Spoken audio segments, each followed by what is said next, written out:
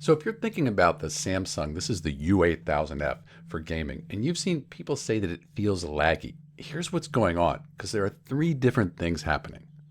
So first is input lag. That's the delay between when you press the button on the controller and you see action happen on the screen.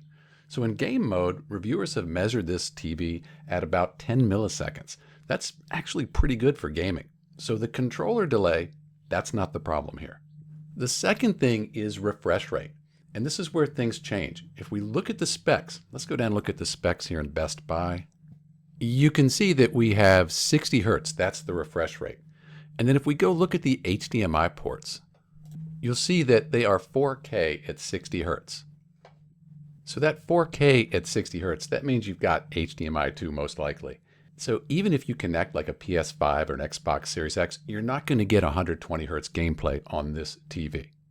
The third thing that we need to look at is response time. And that's how quickly those pixels change during fast motion. On this model, pixel transitions are slower, and that's what can create that blur in fast-paced games. So here's the catch. The input lag, that might be fast, but the motion, it can still look blurry. And that blur is what makes some people really feel that the TV's lagging. So for casual gaming, that 60 frames per second, that's okay in game mode. But if you want that 120 Hertz gaming with that clean motion, HDMI 2 support, you're going to need to move up to something like Samsung's Neo QLED or OLED models. That's where that 120 Hertz really starts to kick in. So it's not that the U8000F, it's broken for gaming, it's just a 60 Hertz TV. And the question is really whether that's enough for how you play.